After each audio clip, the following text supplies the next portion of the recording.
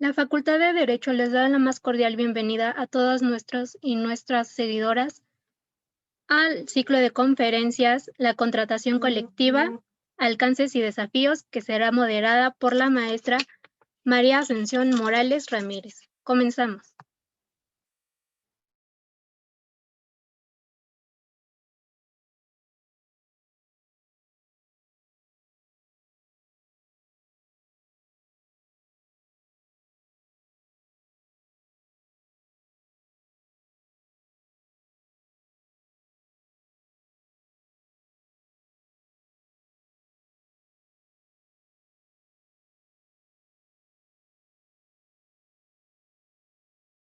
Adelante, profesora, le damos el uso de la palabra.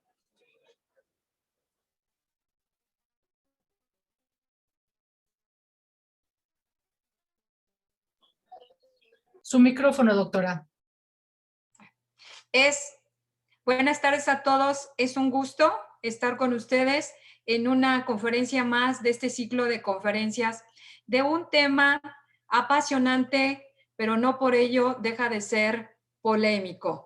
Y con mayor gusto porque nos acompaña no solo un especialista, sino un experto que día a día no solo vive el tema en la parte teórica, en la parte académica, sino en la práctica. Y es un gusto presentar a ustedes al doctor Manuel Fuentes Muñiz.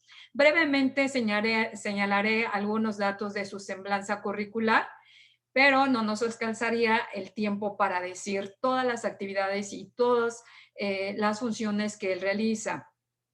Empezaremos por decir que es egresado de esta institución y aparte es doctor en Derecho, maestro en Derecho Penal y es postulante en materia laboral y también es asesor jurídico de organizaciones sindicales y de derechos humanos. Por eso decía, no solo que vive el tema en la parte teórica, sino que tiene todo el referente práctico del mismo. Además, en la parte teórica es académico en la Universidad Autónoma Metropolitana, División Azcapotzalco, donde tiene más de 30 años impartiendo materias como Derecho Laboral, Seguridad Social y Amparo Laboral. Asimismo, ha realizado diversos estudios y también es profesor de diversas instituciones. Dentro de lo más relevante es que ha ocupado también cargos públicos en el gobierno del Distrito Federal y así como director general de Trabajo y Previsión Social, consejero jurídico del gobierno de la Ciudad de México y subdirector general del Sistema de Transporte Colectivo. Si algo tenemos que comentar del doctor Fuentes es que permanentemente nos amanecemos con una nota de algo sobre lo que se está viendo día a día en las noticias que tienen que ver con nuestras disciplinas de derecho al trabajo, de la seguridad social y todos los aspectos ligados a estas disciplinas. Por ello, tenemos que ha escrito más de 2,000 artículos y obviamente señalaba que como articulista pues nos amanecemos con alguna noticia, con algún comentario o inclusive con algún disgusto que nos plasma en estos comentarios, en estas disciplinas que, vuelvo a insistir, son polémicas, pero no dejan de ser apasionantes. Muchísimas gracias, doctor Fuentes, por haber aceptado acompañarnos y darnos esta conferencia de un tema, igual vuelvo a señalar, es complejo, es apasionante y está gestando todo esto en relación al Centro Federal de Conciliación y Registro Laboral, un ente nuevo y que vamos a ver qué es lo que nos comenta el doctor Fuentes. Muchísimas gracias, bienvenido a esta su casa. Sí, muchas gracias, doctora María Ascensión Morales. Pues realmente para mí es un privilegio estar en estos espacios, obviamente pues discutiendo, platicando de uno de los temas, me parece, más trascendentes en la historia de nuestro país por los cambios que esto representa. Y me parece a mí que para estar revisando el tema de los cambios laborales, no solamente lo tenemos que hacer o no lo debemos de hacer desde lo que es la visión jurídica o solamente desde las normas y a partir de allí estar analizando qué es lo que ocurre. Uno de los principales aspectos es analizarlo desde la propia realidad y qué es lo que está representando el tema laboral. Cuando se dio esta reforma, primero la Constitución, en el 123, que realmente sufrió un estremecimiento muy importante, que finalmente ese 24 de enero de 2017 significó aspectos de retos muy importantes. Por un lado, me parece que lo más trascendente, entre otros aspectos, fue la desaparición allí de las juntas de conciliación y arbitraje por una justicia laboral ligada al Poder Judicial.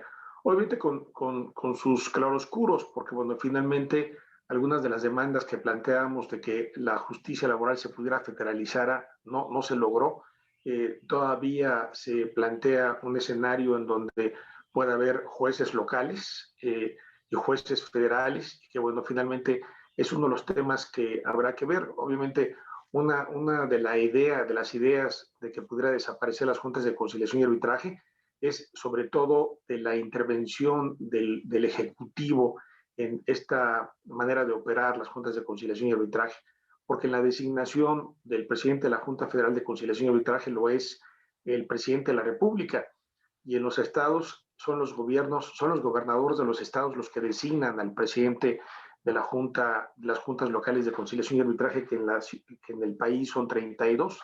Entonces, esta idea de que el Poder Ejecutivo se alejara de los temas laborales, bueno, fue uno de los retos más importantes, pero desde mi punto de vista no se logró, porque yo diría que lo que se observa en los estados es de que en el ámbito de la injerencia de los gobernadores en el Poder Judicial es muy importante. Se sabe de niveles más o menos como en los tribunales superiores de justicia, en efecto, el Ejecutivo tiene injerencia y que finalmente no se dio un escenario distinto.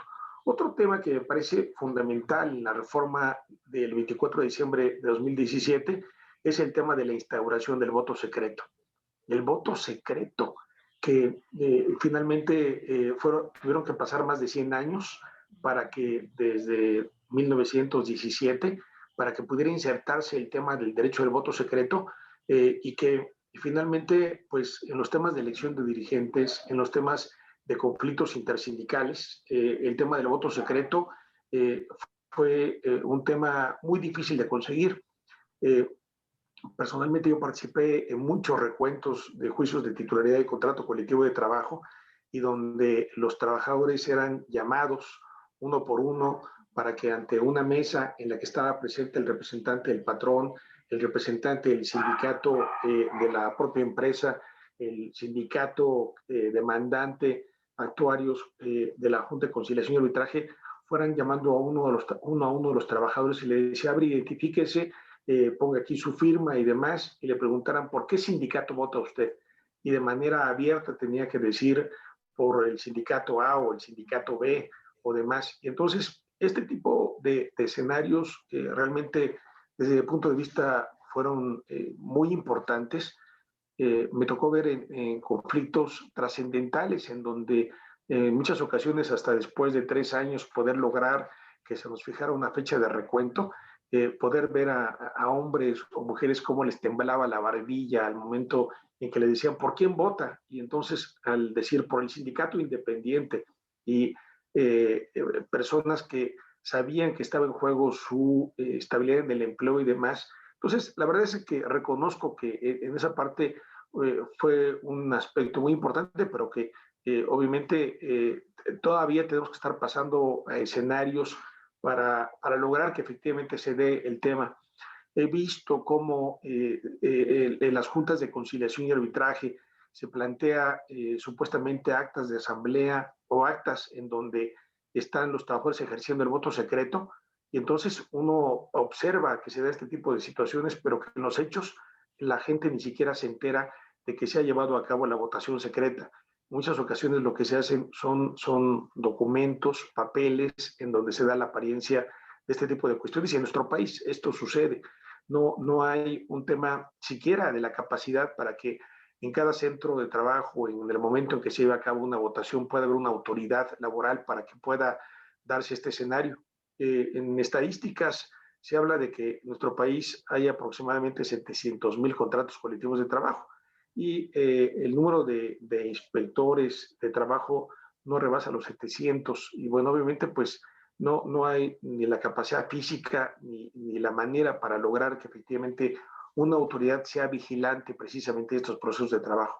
Este segundo aspecto del voto secreto es un aspecto muy importante. Y bueno, un tercero que yo he cuestionado bastante, porque finalmente si el propósito era alejar al Ejecutivo de los temas laborales, si ese era el propósito y lograr una constitución que pudiera ser de avanzar, así como en 1917, en donde hubo una discusión muy importante sobre el tema de lograr de que las garantías sociales quedaran insertadas en la Constitución, y que fue uno de los aspectos más trascendentes de la Constitución de 1917, de que estas garantías individuales que fueron reconocidas en la Constitución de 1857 y luego pasar a que se reconociera un ente colectivo, la clase obrera, la clase campesina, y que fue trascendente. Ahora hubo un retroceso porque se instituyó a nivel constitucional el derecho del Estado en estar reconociendo o no a los sindicatos. Se creó un centro federal de conciliación y registro laboral que no es un organismo autónomo, es un organismo descentralizado que depende de la Secretaría del Trabajo. Y entonces la forma como se establece esta es a través de una propuesta del presidente de la República para que las propuestas de él puedan ser consideradas en el Senado de la República. Finalmente, el modelo que se estableció es en donde impera la decisión del presidente de la República, cualquiera que sea el régimen en el que esté, y que finalmente esta concepción de control de los registros de los sindicatos ha jugado, me parece, uno de los papeles más penosos en la historia de nuestro país, porque desde que se instituyó la toma de nota en la Ley Federal del Trabajo, cuando nació, nació con un brazo que se llamaba toma de nota, otro brazo adicional que se llamaba huelga inexistente, y otro brazo en donde se exigía el depósito obligatorio de los contratos colectivos de trabajo. Pero esta cuestión amorfa en la que nace la Ley Federal del Trabajo, en donde se faculta al Estado a reconocer o no a los dirigentes sindicales, reconocer o no a los sindicatos, fue uno de las experiencias, o ha sido las experiencias más negativas, corporativistas, desde que nació la Ley Federal del Trabajo. Pero ahora en la Constitución se establece un escenario en donde un centro federal de conciliación y registro laboral estará conociendo de los registros de todos los sindicatos en el país, estará conociendo de los registros de los contratos colectivos de trabajo en todo el país. Y entonces esta función que malvenía haciendo, es cierto, las juntas locales de conciliación y arbitraje, porque habrá que señalar que las juntas locales de conciliación y arbitraje jugaban, bueno, actualmente todavía, porque yo diría el 90% todavía de este tipo de actuaciones lo siguen haciendo las juntas de conciliación y arbitraje hasta que desaparezcan. Por un lado, tienen una actuación contenciosa, pero por otro lado tienen una actuación administrativa, en el que tienen funciones registrales para reconocer o no sindicatos e incluso contratos colectivos de trabajo. En el ámbito federal, pues lo es la Secretaría de Trabajo, que como ustedes saben, la Secretaría del Trabajo depende directamente del Ejecutivo Federal, y esta función registral, pues así vino dándose. Y bueno, en el escenario me parece a mí que no fue la mejor fórmula de que se diera un organismo descentralizado, porque como ustedes saben, un organismo descentralizado en este caso está adscrito a una dependencia, en este caso la Secretaría de Trabajo. Y bueno, de ese tema estaremos hablando para estar analizando esta temática. Esta reforma constitucional obviamente pues tuvo algunas limitaciones, porque el tema del voto secreto quedó limitado. Había muchas voces que demandábamos que el voto secreto tendría que alcanzar otra modalidad en donde se dejara de tratar a los trabajadores como menores de edad, que se dejara de tratar a los trabajadores como débiles mentales, porque finalmente uno de los temas más lamentables de la Ley Federal del Trabajo es de que los trabajadores no habían sido sujetos de derechos colectivos. Todo era concebido a través de los líderes sindicales. Entonces, el 1 de mayo de 2019, cuando se da la reforma laboral, uno de los aspectos que me parece torales es estar viendo la concepción de lo que es un contrato colectivo de trabajo.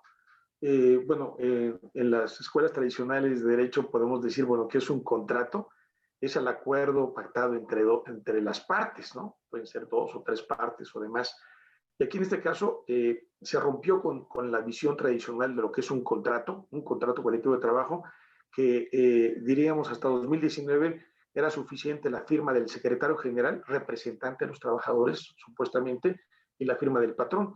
Entonces, eran 2 firmas con las cuales se podía estar validando un contrato colectivo de trabajo. Pero la reforma trascendente es de que para que fueran válidas las firmas tanto del secretario general como del patrón en las revisiones de contrato, en las revisiones de salario, era necesario que hubiera una consulta previa a los trabajadores para ver si estaban de acuerdo con lo pactado entre el sindicato, el dirigente del sindicato y el patrón. Esa reforma me parece a mí que fue la trascendente porque le da posibilidades a los trabajadores. Digo posibilidades porque, bueno, dependen de muchos escenarios estos, en los cuales, por ejemplo, si un sindicato y un patrón acuerdan un incremento del 5% en los salarios, tiene forzosamente que convocarse a una consulta en donde se asegure el voto secreto. Es decir, algo que no contempló la Constitución, sí lo contempló la reforma laboral, en el sentido que el voto secreto tiene que darse también cuando haya modificaciones a los salarios o a los contratos colectivos de trabajo, que, bueno, como sabemos, los salarios se revisan anualmente y las cuestiones, las demás contractuales que tienen que ver con condiciones de trabajo o prestaciones adicionales a lo que es el salario, como el aguinaldo, vacaciones, prima de vacaciones y otro tipo de prestaciones, se revisan cada 2 años. Entonces, en esta tesitura, lo que se plantea es una necesaria consulta. Ese es el gran tema que me parece a mí que tenemos que estar revisando nosotros. Y obviamente, pues también me parece que habría que estar viendo un examen cuantitativo de hacia dónde fue dirigida la reforma laboral y cuál fue la pretensión de quienes estuvieron redactando esta propuesta de ley federal del trabajo, que sin duda habrá que señalar que estaba enfocada sobre todo al ámbito colectivo. Simplemente después, parece que está inhabilitada la función para compartir, no sé, me la quitaron, si me la pudieran devolver, quien está administrando, Sí, claro. Ya está, ¿no? Gracias. Sí, quisiera, no, todavía está inhabilitada. Bueno. ¿Nos apoyan con compartir la pantalla? Sí, solamente para que me... Sí, todo. Sí, sí, entonces, bueno, me parece que es importante que ustedes vean cifras de cómo se da en el ámbito colectivo el porcentaje y los cambios que se dan en esta materia. Aún sigo estando inhabilitado para poder compartir pantalla. No sé si el administrador me pudiera permitir esta función. Ahora sí ya. En la reforma laboral, si pudiéramos estar juntando todos los artículos que tienen que ver con el tema de sindicatos, patrones y trabajadores, observamos que la mayor parte de los cambios que se dieron fue en el ámbito sindical. Ocupa el 60% de todos los cambios que se da y obviamente pues nos pueda estar reflejando la problemática que se da. Por ejemplo, hablando del tema de lo que tiene que ver con los patrones, apenas si se dio el 17% de todos los artículos que se llegaron a cambiar, y que nos puede dar una idea, 17%, y en el caso de los trabajadores fue el 23%. Entonces, este escenario, bueno, en principio es importante que lo podamos estar teniendo en cuenta porque el propósito de la reforma laboral de 2019 tuvo un efecto de preocupación colectiva. Obviamente, pues yo quiero señalar que se ha criticado esta reforma laboral porque dejó indemne las reformas regresivas del año de 2012.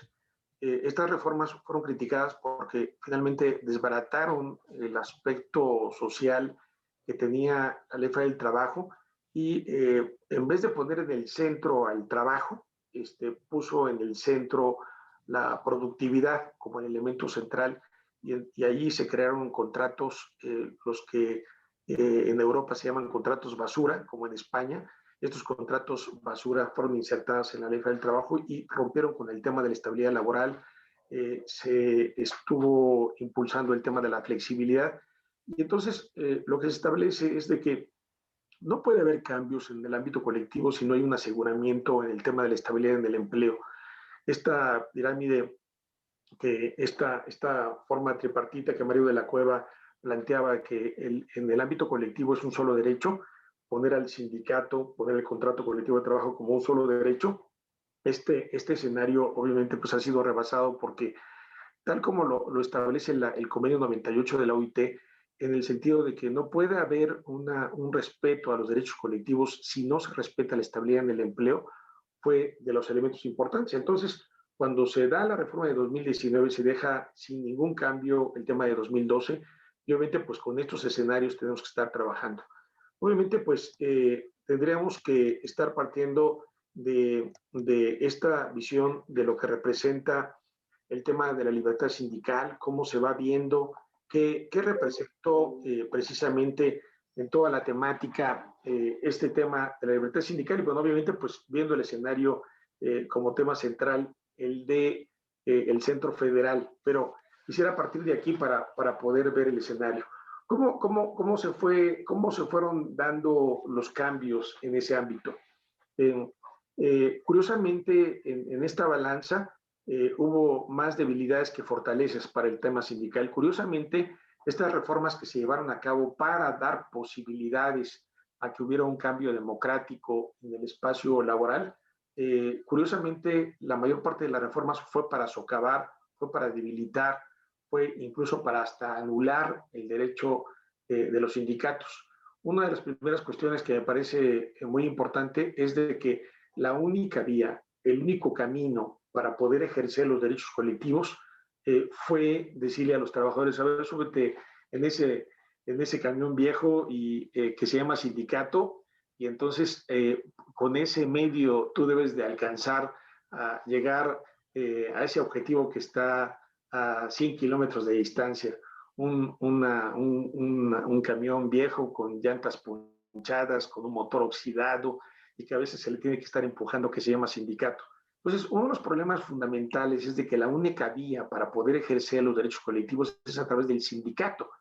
Pero luego nos percatamos que el 90% de esos camiones viejos y destartalados están en el estacionamiento, están en la propiedad del patrón. El chofer que maneja esto es su empleado, y es todo el armazón es de los patrones. Entonces, ¿cómo se puede ejercer un derecho colectivo como es el de la contratación colectiva, el derecho mismo de ejercer el propio sindicato, si está en manos de los patrones? Pero al mismo tiempo hubo cambios muy fuertes, como en el tema de las cuotas sindicales, en donde se permite ahora, de acuerdo al artículo 110, fracción sexta, de que los trabajadores, sin siquiera pasar por un conocimiento del sindicato, sin siquiera darle garantía de audiencia ni nada por el estilo, pueden solicitar al patrón que se les deje de descontar la cuota sindical. Actualmente ese ha sido un instrumento de patrones. En muchas ocasiones se está condicionando a los trabajadores a estar manteniendo la relación de trabajo para que firmen documentos para que un sindicato cuando está defendiendo a los trabajadores deje de estar cotizando sindicalmente. Esto es algo muy importante porque si un sindicato no tiene recursos, pues obviamente no tiene ni siquiera cómo poder estar llevando a cabo un tema de la negociación. El tema es que la negociación solamente se puede llevar a cabo, decimos, a través del propio sindicato. Hay una intervención desmedida en el tema patronal y estatal, y bueno, obviamente, pues como ya asentábamos, es nula la estabilidad laboral, que obviamente en el tema colectivo eso hay que contemplarlo. Bueno, uno de los aspectos positivos es de que ahora se abre otro tipo de escenarios, de formas de organización, otras capacidades para los sindicatos, pero desde mi punto de vista se está confundiendo el tema de la libertad sindical, que significa el ejercicio colectivo de los derechos de los trabajadores, como puede ser la negociación colectiva a través del contrato colectivo de trabajo, con la idea de estar formando más sindicatos. Algunos dicen, bueno, es que libertad sindical es para que tú puedas formar sindicatos, y hay lugares en donde No sé, el caso del INBA es el más representativo, donde en esa institución hay 18 sindicatos, y obviamente pues esto hace que en vez de fortalecerse el tema colectivo, tenga otros planteamientos. Me parece que es importante ver cómo ahora, además de los sindicatos gremiales de empresas industriales, nacionales de industria o de oficios varios, pueda haber un tema no limitativo, que se puedan estar creando otro tipo de sindicatos diferentes de otra manera.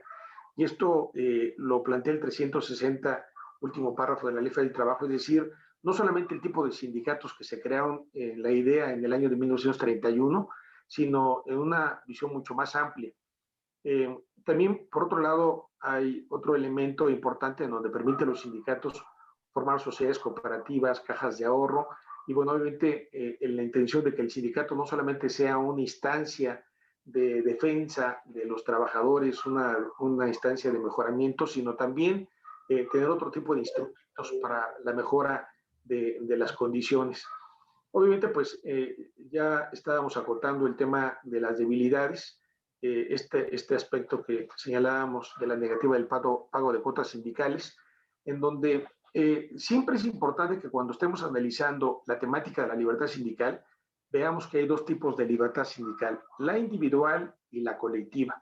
Y en la medida que la libertad sindical se debilita, obviamente esto tiene repercusión sobre los derechos individuales de los trabajadores, porque el instrumento colectivo es el que es el afectado, y así como en nuestro país uno de los elementos importantes es el de una contratación colectiva pulverizada, sindicatos atomizados.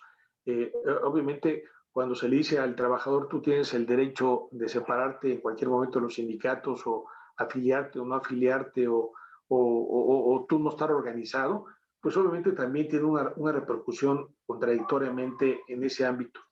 Obviamente, uno de los aspectos que están llegando tarde en nuestro país, casi 70 años después, es el de la negociación colectiva, que fue insertada en el artículo 123 apenas en el año de 2017, cuando fue concebido en la OIT el tema de la negociación colectiva desde 1948, con la aprobación del convenio 87 y luego el convenio 98, en el que se plantea el reconocimiento a la negociación colectiva. Y para la OIT, el tema de la negociación colectiva no es el tema del arte de negociar, o que nos sentemos con el patrón o demás para ver cómo negociamos colectivamente, sino la negociación colectiva tiene que ver con el carácter representativo de los sindicatos. Se dice que hay negociación colectiva en la medida que quien representa a los trabajadores en efecto esté tomando en cuenta la voluntad de los trabajadores. Pero obviamente pues hay en los hechos, y me parece que tenemos que estar mirando la legislación con una visión sociológica, es una visión de la realidad, en donde vemos que en la medida que hay una mayor reglamentación en la parte colectiva, hay una menor capacidad de negociación. Sucede al contrario en el ámbito de los derechos individuales. En la medida que hay menos reglamentación en el ámbito individual, hay una afectación a los derechos individuales, y eso se le llama flexibilidad. Aparece el control en el registro de sindicatos, los contratos de protección que, aun cuando esta ley se hizo para anularlos, lo que está ocurriendo es que finalmente estos contratos de protección, que están en manos de los patrones actualmente, son uno de los elementos más complicados para hacer efectiva la reforma laboral. Obviamente, pues también este tema de las empresas outsourcing, ahora se ha creado una ley contradictoria donde en un artículo permite y en otro lado prohíbe la subcontratación. Es uno de los temas que finalmente hemos visto, probado, que en empresas en donde existe la subcontratación se anula totalmente el derecho colectivo de los trabajadores de formar sindicatos o de contratos colectivos reales. Esto sumado a una deficiente justicia laboral que tenemos en este momento, que de verdad que es dramático, porque habrá que estarlo viendo de cerca, cómo hay trabajadores que en este momento que sufren alguna violación a sus derechos laborales, y todavía en las juntas de conciliación y arbitraje, actualmente por el tema del COVID y el tema de las limitaciones presupuestales, y hay audiencias que están señalando para el año de 2023 en las agendas de este tipo de instancias. Y obviamente cuando a un trabajador lo despiden, sufre un riesgo de trabajo. Ayer mismo hablaba con un trabajador que me decía, oiga, abogado, me redujeron el salario sin mi autorización al 50%, ¿a dónde puedo acudir? ¿Qué debo de hacer? Y cuando yo le digo, pues es que a la autoridad única que puede conocer de esto, que son las juntas de conciliación y arbitraje o los juzgados laborales, bueno, en este caso, en la mayor parte del país no están instalados todavía, se tiene que presentar una demanda y para el año de 2023 tendrá una audiencia. Entonces dice, pero ¿cómo puede ser eso? Si este tipo de cuestiones me urgen que pueda haber una resolución porque me han reducido mi salario del 50%. Entonces, el problema en tiempos del COVID de esta situación realmente ha sido un tema muy importante porque ha facilitado pues el rompimiento de la estabilidad laboral. Obviamente pues tenemos que ver que en nuestro país en todas las empresas se revisan los contratos colectivos en diversa fecha, no importa que sean de la misma rama industrial, y entonces podremos ver que si hay, por ejemplo, 1,200 empresas de plástico, cada una tiene un sindicato distinto, un contrato colectivo distinto, y esto hace que los trabajadores no tengan una visión, bueno, no se pueda permitir una visión de una revisión integral del tema colectivo, y es uno de los aspectos más graves de lo que es la negociación, porque, bueno, obviamente, pues esto trae una afectación directa para los trabajadores. He conocido casos en el Brasil en donde se reúnen algunos miles de trabajadores representantes de una rama industrial y algunos miles de patrones para estar discutiendo los mecanismos de toda la rama industrial de una provincia, en un estado o en el país. Y esto es un escenario que si pudiéramos llegar a esos niveles de negociación colectiva, podríamos decir que estaremos en los mejores niveles de ese ámbito. Entonces, está un escenario de la sola vía sindical, el tema de la subcontratación, la descentralización colectiva, que para efectos del lenguaje de la OIT, cuando hablamos de descentralización colectiva, hablamos, en otras palabras, en español, de pulverización de la negociación colectiva.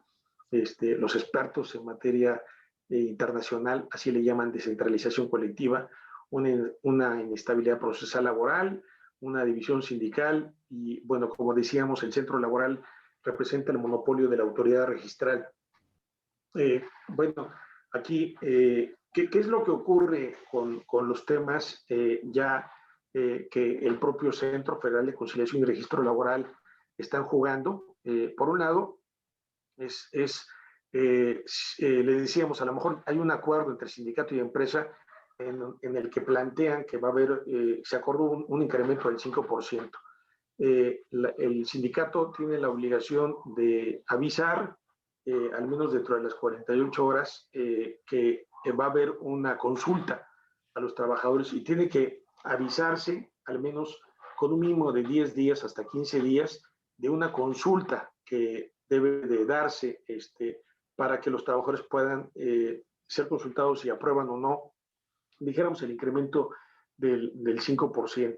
Entonces, uno de los problemas graves que hemos observado es que la legislación no obliga a que las autoridades laborales estén presentes en este tipo de consultas laborales.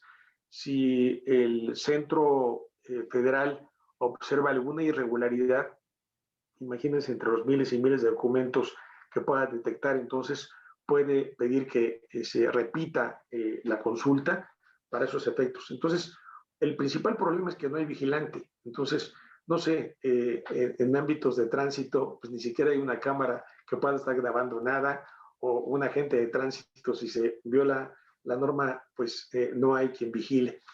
Y obviamente, pues aquí hay un tema de una laguna jurídica que hemos descubierto en la ley, en el sentido de que cuando se da una cuestión de el acuerdo, no hay un plazo para que se pueda establecer esto, sino que habla que lo deberá hacer primero dentro de las 48 horas, pero no hay una claridad en cuanto al tema de cómo los sindicatos están realmente obligados a términos. La reforma se hizo de tal manera tan rápida que hay espacios en donde no se está obligado. Y bueno, hay un principio en el ámbito laboral que lo que no está previsto debe de, en todo caso, tenerse un término que será el de 3 días, las 72 horas famosas, cuando no hay un tema de una definición, pero todavía pues hay lagunas que me parece que habrá que estar señalando. Hay otro elemento también y que el Centro Federal de Conciliación tiene y que deriva de la propia reforma, que es la constancia de representatividad. Lo que hay que tener claro es que la constancia de representatividad solamente se da cuando no haya un contrato colectivo de trabajo. Y la constancia de representatividad es aquella obligación de un sindicato que quiera tener un contrato colectivo de trabajo, primero tiene que reunir la firma del 30% de los trabajadores en un centro de trabajo. Y entonces, uno de los temas importantes es cómo se puede dar el escenario en la realidad. Yo he visto centros de trabajo donde hay 1,000 trabajadores y solamente el 20% de los trabajadores está sindicalizado. Entonces, ¿cuál es el 30% que se va a tomar en cuenta? ¿El 30% de los 1,000 trabajadores o el 30% de los 200 trabajadores, que es un tema distinto, pero la ley habla del 30% de los trabajadores? Y esto obviamente representa una cuestión pues muy distinta de estos escenarios y también observo que es una cuestión que la reforma lo que buscó es de que se evitara, como ocurría, y eso tenemos que admitirlo, que ha habido, porque todavía hasta la fecha hay sindicatos que emplazan a huelga o que emplazan por firma de contrato colectivo de trabajo, pero si no tienen ningún trabajador. Llegan una serie de golpeadores o demás y cierran las empresas y dicen, bueno, si no me da $1,000,000, no retiro yo la huelga o demás. Entonces se buscó evitar ese tipo de cosas, pero también al mismo tiempo me parece que con el fin de tirar el agua sucia de la bañera, el agua sucia se fue con todo y niño y hubo un tema de afectación al derecho colectivo. Y obviamente, pues, este tema de la constancia de representatividad es la única manera para poder acceder a la firma de un contrato colectivo de trabajo. Pero si yo ya tengo la constancia de representatividad y llego a un acuerdo con el patrón, otra cuestión más tiene que ser contar con la aprobación de la mayoría de los trabajadores.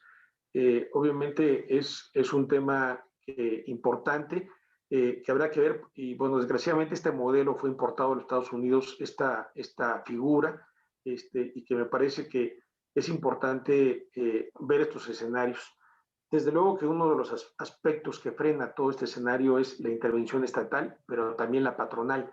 Aun cuando la ley prohíbe la intervención patronal o en este caso la función del Estado debe de jugar una función imparcial, el Estado en su conjunto a nivel federal o local ha jugado una posición de aplicación política del derecho laboral, sobre todo en el ámbito colectivo, y que finalmente me parece a mí que la reforma no ha alcanzado todavía a lograr esta cuestión de lograr que efectivamente se pueda dar esta materia. Y precisamente el Centro Federal de Conciliación y Registro Laboral, pues es uno de los temas que se establece en lo que es la intervención gubernamental y que se busca que juegue realmente un papel de imparcialidad.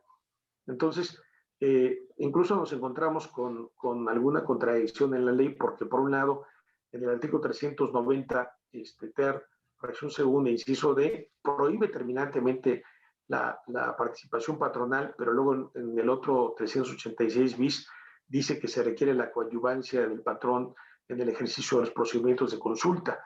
Entonces, bueno, es obvio que un tema de esta naturaleza siempre participan los patrones. La ley dice que cuando se lleve a cabo el proceso de consulta no debe estar presente ningún representante patronal para no interferir en el tema de las votaciones, pero bueno, como les digo, no hay todavía una situación en donde realmente la autoridad esté vigilando este tipo de cuestiones. Obviamente, pues vimos que el 60% de las modificaciones fue para los sindicatos y decíamos que la única vía para poder estar llegando y alcanzando el tema de la negociación colectiva, el tema del respeto a las condiciones de trabajo solamente es a través del sindicato. Y lo que ocurrió es de que al sindicato se le dieron una serie de obligaciones que obviamente pueden pues dificultan la operación. Hay algunos otros países, por ejemplo el caso de Argentina, el caso de Uruguay, en donde no solamente los sindicatos pueden ejercer los derechos colectivos, sino también los comités de empresa, o lo que se dice de otra manera, las coaliciones de trabajadores. Aquí podríamos estar en el caso que a lo mejor una mayoría de trabajadores, el sindicato no les hace caso, quisiera llevar a cabo un procedimiento de revisión de contrato, no es posible. Cuando fueran firmados ante un notario público, que la mayoría sí lo quiere, no lo puede ejercer porque tiene que ser a través de un sindicato, como se debe de ejercer el tema colectivo. Primero, dice la reforma laboral, debe dar aviso a la autoridad de la realización de la consulta y anexar convenio o contrato colectivo. ¿Quién es la autoridad? Pues en este caso lo es el Centro Federal de Conciliación y Registros Laborales, diríamos un tema importante. Aquí, bueno, por suerte, está planteando de que el convenio o contrato colectivo de trabajo no necesariamente debe de ser por escrito o documentos que se deben entregar al trabajador. Digo por suerte porque hay algunos casos de sindicatos tan grandes como el Sindicato del Seguro Social, que tiene 440,000 trabajadores, que un planteamiento de consulta en donde tengan que estar acompañando la copia de los convenios y entregárselos a los trabajadores en mano, representa realmente un enorme reto y bueno, plantea la posibilidad de que sea por escrito o digitalmente.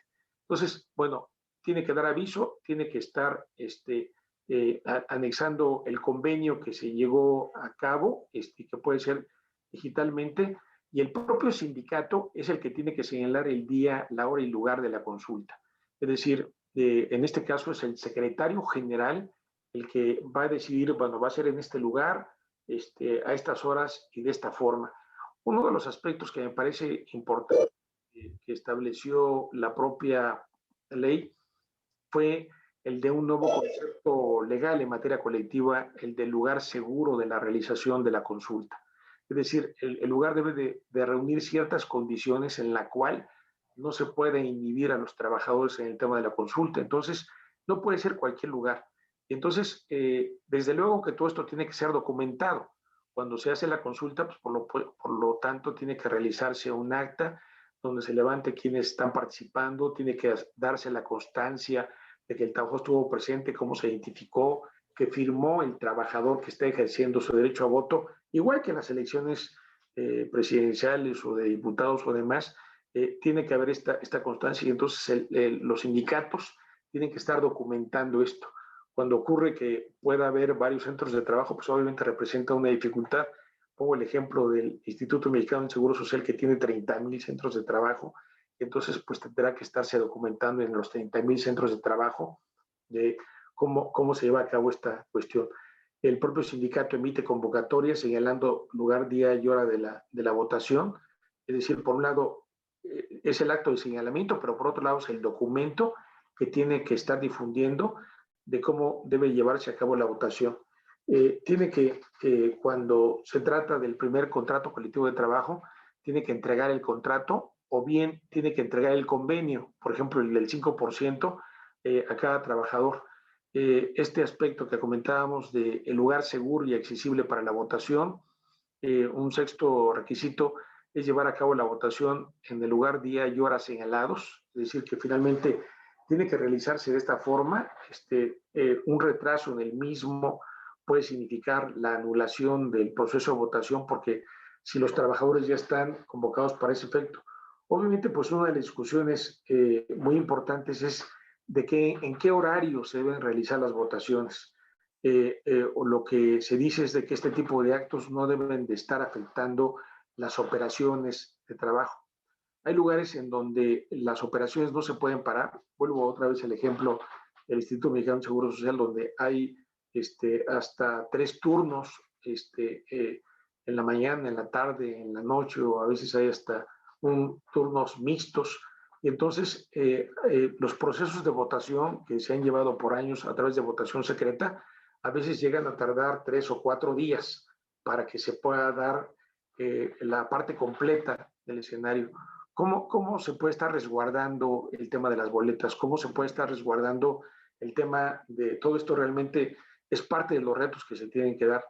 Hay cuestiones en lugares en donde las jornadas son de 24 por 24 horas o en el caso de los pilotos aviadores, que ahora la reforma laboral plantea que necesariamente tiene que ser a través de urnas, como las que conocemos, y no permiten todavía un escenario de la votación digital, ¿no? En donde, pues donde esté, la persona puede votar, tiene que ser en el lugar que se indique y demás. Y entonces, todavía hay una serie de elementos que tienen que, desde el punto de vista modificarse de la reforma laboral para verla de otra manera y facilitar realmente este tipo de cuestiones. El propio sindicato tiene que estar publicando los resultados de la votación en todos los centros de trabajo, en el sindicato y demás. Y obviamente, pues son cargas que no son cargas compartidas con el patrón. El sindicato las tiene que asumir, tiene que avisar a la autoridad registral de la votación, pero no solamente es avisar, oye, fíjate que se lograron 800 votos contra 20 y que haya un telefonista del otro lado que esté recibiendo la información. No, no, no. Todo eso tiene que documentarse, tiene que levantarse el acta. Hay que saber levantar actas. ¿Cómo se hace un acta de votación? ¿Cómo se levanta esta constancia? ¿De qué manera se puede cerciorarse que se identificó a cada una de las personas? Un acta tiene que ser acompañada de los documentos, pero incluso hasta de las actas de votación. Entonces, uno de los aspectos también muy discutidos en la reforma laboral, que pues cuando se estuvo planteando estas ideas, muchos nos opusimos porque es realmente una idea muy complicada, es que se tienen que resguardar las actas de votación durante 5 años. Este escenario donde puede haber 150,000, 200,000 trabajadores y estas actas de votación, pues otra vez pongo en el Seguro Social porque bueno, lo vemos muy de cerca, ¿dónde va a haber bodegas para que se puedan estar llevando a cabo estas actas de votación y se resguarden durante 5 años? Obviamente, pues bajo la idea de que este tipo de acciones prescriben entonces a los 5 años. La propia Ley Federal del Trabajo no se ha reformado en el 516, que establece que las acciones de trabajo vencen al año. Y entonces, ¿por qué tienen que resguardarse durante 5 años? Obviamente, pues a veces ideas avanzadas se vuelven ideas burocráticas que están representando en muchas ocasiones retrocesos y uno de ellos es así. No pudo haberse concebido documentos digitales a través de medios de seguridad para que se pudiera tener alguna forma de que esto se pudieran resguardar. Todavía pues se tienen visiones del siglo pasado en los temas de democracia. Obviamente pues también esto se conjuntó la negociación colectiva con el famoso convenio 98 de la OIT. El convenio 98 de la OIT ha sido una experiencia como un huracán. En países de Centroamérica, no sé, dejó devastado el tema de la libertad sindical, porque bueno, finalmente, por un lado, el convenio 98 no aplica para el sector público. Esto es para las empresas privadas. Y entonces, normalmente se establecen requisitos muy complicados para lograr que alguien sea agente negociador. ¿Qué es un agente negociador? Bueno, que se pueda lograr que la mayoría de los trabajadores esté reconocido y en muchas ocasiones no se da. Hay el tema si todos los sindicalizados pueden votar o todos los trabajadores, y hay lugares en donde la mayoría de trabajadores no están sindicalizados y esto representa realmente un escenario. Puede causar que pocos sindicatos tengan la representatividad de los trabajadores como ocurre. Antes de comenzar la conferencia decía que uno de los problemas más fuertes que se tiene de la reforma laboral es que este tipo de derechos los trabajadores no los conocen, nunca han tenido un sindicato, nunca han votado, nunca se les ha considerado para ejercer la negociación colectiva y este tipo de derechos no son mágicos, ¿no? Diciendo, pues a partir de mañana el sindicato que maneja el patrón tiene que convocar. La cuestión es que si no se convoca se pierde el derecho. Y entonces actualmente hay empresarios que simplemente están dejando de hacer cosas para que ese tipo de derechos se extingan. Y es un gran problema. Yo hablando con algunos abogados patronales me decían, bueno, de verdad que estamos muy contentos con esta reforma porque nos permite la posibilidad de que en los centros de trabajo ahora ya no haya contratos colectivos de trabajo. Decía alguno de una manera cínica, ¿tú no crees que si le doy a cada trabajador 200 pesos que para que vote en contra del sindicato, no lo va a aceptar? Por supuesto que claro que lo va a aceptar.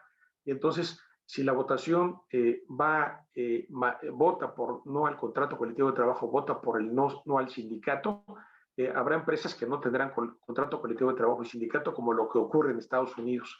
En Estados Unidos hay despachos especializados contratados por las empresas para evitar que haya sindicatos y contratos colectivos de trabajo. Entonces, ese mismo modelo se está pasando a México como un país colonial para que tengamos una visión de esa manera. Y bueno, me parece que presenta situaciones muy complicadas.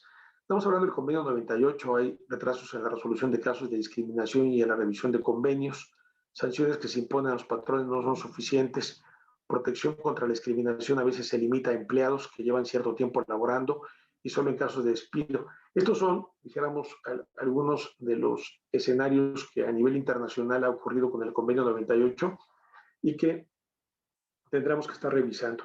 Obviamente, pues, en este escenario del Centro Federal de Conciliación es un gran monstruo de varias cabezas porque se encarga de la conciliación, se encarga del tema de los registros de los sindicatos, se encarga de los registros de los contratos colectivos de trabajo. Si supieran cuántas quejas hay ahora en contra de los centros de conciliación de que no se pueda lograr una cita, hay filas enormes para llevar a cabo esto y finalmente la falta de presupuesto ha hecho que no estén funcionando de una manera adecuada los centros de conciliación. Bueno, obviamente quienes están operando el centro de conciliación, Centro Federal de Conciliación y Registro Federal, pues tienen que estar enfrentándose a varios retos. Ha habido una situación de que cada vez hay menos afiliación sindical, se aumenta la individualización de las relaciones de trabajo, es decir, hay una relación en donde se hace a un lado a los sindicatos y se prioriza la del trato individual sin que haya un tema de una conexión directa con el sindicato. Un tema también que va apareciendo es de que cada despedido se convierte en un trabajador autónomo, un trabajador, esos que luego conocemos que en las bicicletas o motos andan distribuyendo alimentos o los Ubers o demás, se van creando formas de relación laboral en donde están alejadas de la protección laboral y de la seguridad social. Y entonces, pues obviamente, pues son temas que pues están trayendo como consecuencia la desaparición de los contratos colectivos de trabajo. Esos son los retos que nos estamos enfrentando. Obviamente, como decíamos, es a petición de parte o de la autoridad en el ámbito federal, está realizando una función conciliatoria colectiva. Es decir, solamente cuando haya una petición de los sindicatos se pueda dar la negociación colectiva. Yo lo que les puedo decir de que en la realidad de los hechos, el 99% de los sindicatos no negocia en las instalaciones de las autoridades. La mayor parte de las negociaciones se dan dentro de los centros de trabajo y de una manera muy esporádica es cuando la autoridad laboral interviene. Entonces, prácticamente diríamos que la conciliación laboral colectiva se ha privatizado y se da en un ámbito cerrado. Y ese es un tema que también habrá que estar considerando.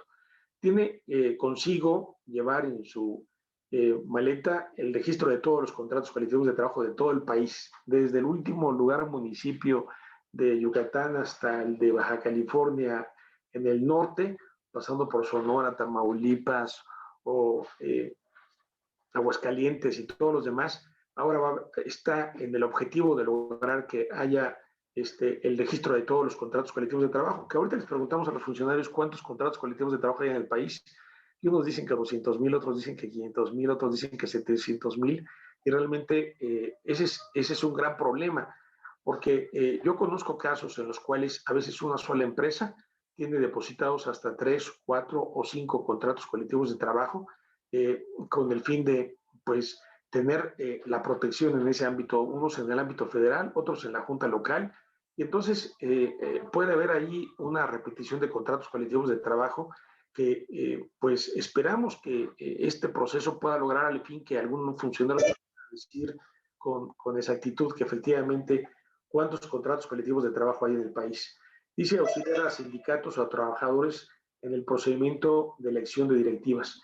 Bueno, esto de auxiliar, bueno, es una cuestión relativa porque decíamos que no tienen el personal suficiente. Actualmente uno de los problemas más graves que se tienen es el tema de lo que se llama la legitimación de los contratos colectivos de trabajo. Se trajo la figura jurídica que opera en Estados Unidos para que cada 4 años se estén legitimando los contratos. Para ello se tiene planteado de que los trabajadores puedan votar si están de acuerdo o no con su contrato colectivo de trabajo. Actualmente apenas 700 centros de trabajo, 700 contratos colectivos contra 500,000 que se dice que hay, se han podido legitimar.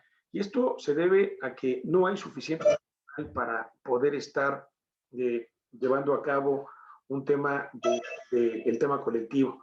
Se habla de convocar y organizar recuentos para consultas en caso de dudas sobre veracidad de documentos, pero es un tema aislado y eso lo va a determinar la autoridad y no los trabajadores que se pueda dar.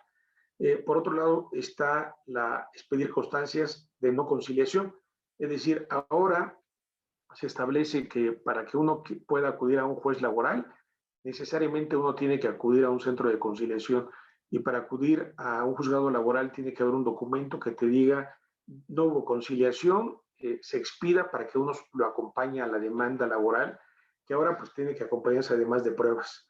Expedir la constancia de representatividad, que decíamos que esto se da exclusivamente cuando no hay contratos colectivos de trabajo.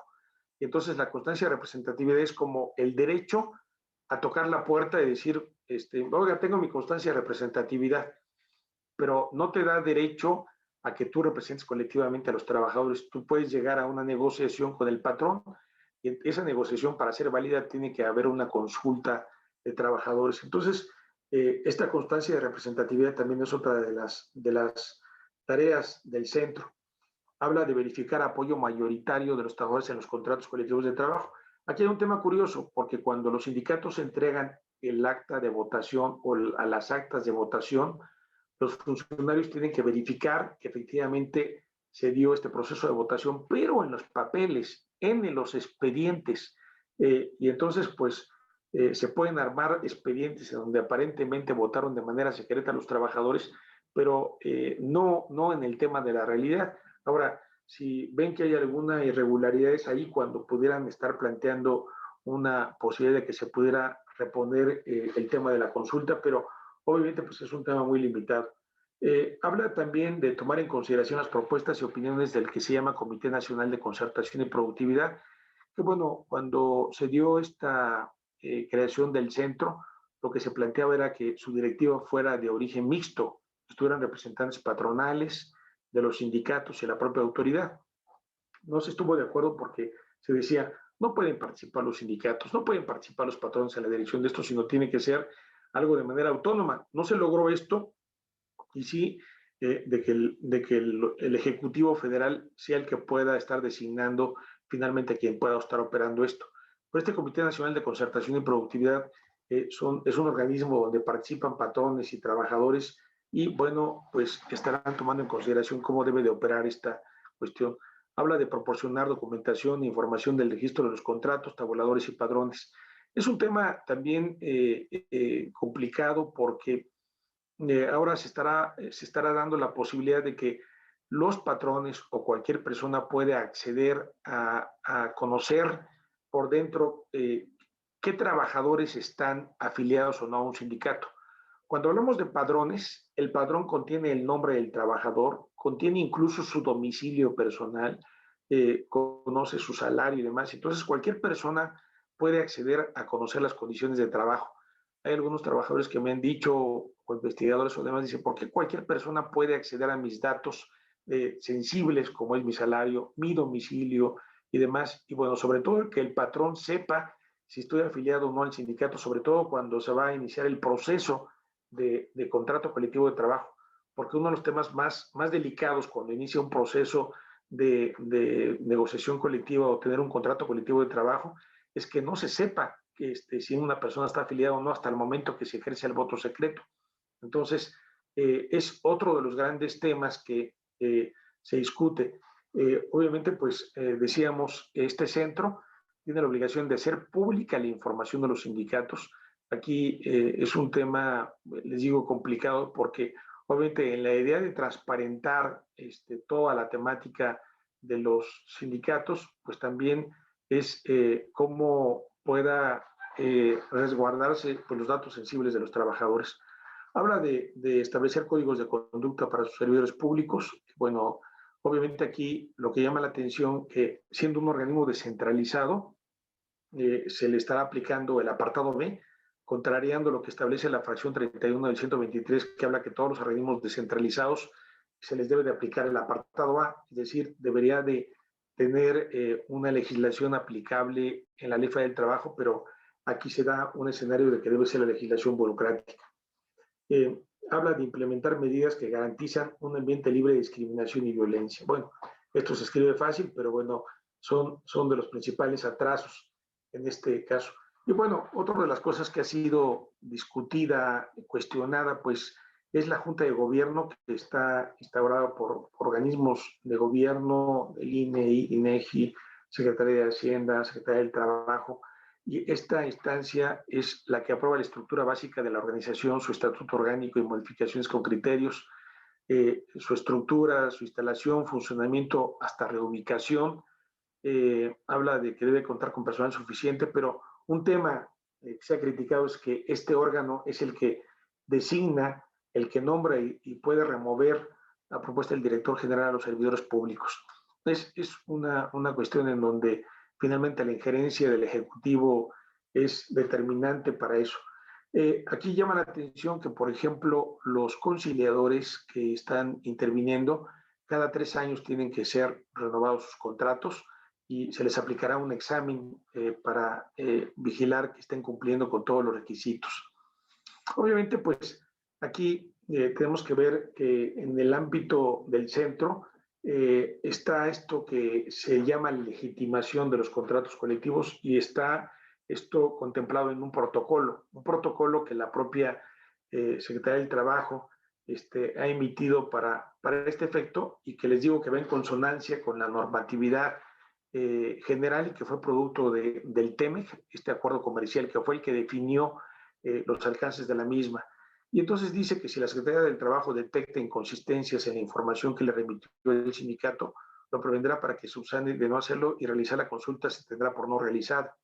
Esto, obviamente, yo les puedo decir de que hay un interés importante de los empresarios para que no se lleven a cabo este tipo de consultas, evitar en lo posible que sea ratificado por los trabajadores. Y entonces representa un tema de enormes consecuencias que aparentemente un tema de inconsistencia y como está previsto aquí, pueda haber un tema que una autoridad administrativa esté juzgando sin darle una garantía de audiencia adecuada a los sindicatos. Luego está, si los datos de verificación se desprenden irregularidades de carácter sustantivo, la Secretaría declarará nulo el procedimiento. Habrá que señalar que a partir del 1 de mayo va a ser ya el Centro Federal de Conciliación el que estará verificando todo este tipo de actuaciones. Actualmente todavía, hasta estos días, es la Secretaría del Trabajo la que está llevando a cabo lo que es la legitimación, pero el Centro Federal será el encargado de esta temática. Pero bueno, lo que se dice, ¿qué pasa si no se lleva a cabo el proceso de consulta? Si los trabajadores, si los sindicatos no piden que se lleve a cabo un proceso de votación en este ámbito, pues se van a quedar sin contrato. Y aquí lo que dice que si el sindicato no da aviso a la Secretaría del resultado de la votación en términos de los 3 días siguientes a la votación, el contrato se tendrá por no legitimar. Pues bueno, hay un planteamiento de que debe de darse este aviso dentro de los 3 días, pero aquí dice que si no se realiza la consulta antes del 1 de mayo de 2023, se tendrá por terminado. Actualmente, si ustedes vieran las filas, las consultas, las peticiones que se están haciendo por parte de sindicatos para que se haga su legitimación, algunos de ellos ya están formados y son algunas decenas apenas, y lo que le están diciendo es de que no hay inspectores suficientes, que si quieren llevar a cabo una votación sea a través de notarios públicos. Y bueno, algunas votaciones pueden durar 2 o 3 días y esto puede representar pues enormes costos para los sindicatos, y lo que se planteó pues fue una privatización de los temas de la función pública, y se eludió dársela a los inspectores de trabajo. Obviamente, pues lo que se dice es que en caso de terminación del contrato se van a conservar las prestaciones y condiciones de trabajo superiores a la ley en beneficio de los trabajadores. Así está redactado, pero esto lo que trae de fondo y que es la parte importante en esto es que finalmente puede crear un escenario muy distinto al que estamos conociendo y que ahora se puede estar reflejando como está ocurriendo en el país del norte, en donde pueda ser legítimo que haya lugares en donde diga, aquí no hay contrato colectivo de trabajo y aquí no hay sindicato, no me esté molestando, es un tema legal que se pueda dar. Realmente los temas que ahora se presentan son realmente enormes.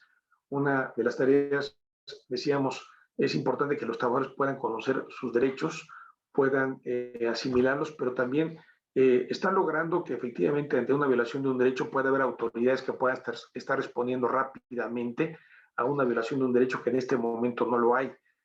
Prácticamente estamos hablando de que las autoridades laborales son sepulcros, no lo puedo tener de otra manera, o son grandes empleadores donde uno solicita algo y dentro de 2 o 3 años apenas se va iniciando un procedimiento, y esto obviamente de acuerdo a estudios que se han realizado, la duración de un juicio en promedio dura 7 años. Y entonces, el problema real de estos escenarios importantes es no solamente el qué, sino el cómo.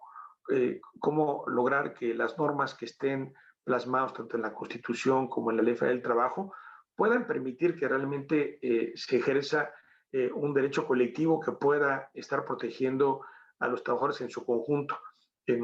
Uno de los aspectos que ahora se están vislumbrando sobre todo es lograr que efectivamente los trabajadores puedan entrar a una edad adulta donde puedan ser sujetos de derecho, y esa fue la intención de la reforma a la Ley Federal del Trabajo, y me parece que los temas todavía están en caminos empedrados y que representan muchas dificultades. Yo diría, en conclusión, bueno, el Centro Federal de Conciliación y Registro Federal requiere de enormes recursos, de enormes apoyos, y que, bueno, habrá que señalar de que el gobierno de los Estados Unidos ha estado disponiendo de algunos cientos de millones de dólares con el fin de estar aportando para la reforma laboral, y que ha traído también en forma contraria un retiro del presupuesto de una manera muy importante en la Secretaría del Trabajo. El propio centro está apareciendo con muchas dificultades, y el tema también es el tema presupuestal. El tema presupuestal también tiene que ver con ese tipo de retos y que habrá que vislumbrarlo. Yo diría, en conclusión, uno de los temas que me parecen más complicados es de que efectivamente la suerte de los derechos colectivos en este país están siendo determinados por la presión internacional, por tema de los acuerdos comerciales. Ahora los grandes legisladores no es la Cámara de Diputados o la Cámara de Senadores en el ámbito laboral, sino que son precisamente los negociadores de los acuerdos comerciales los que pueden estar logrando eso.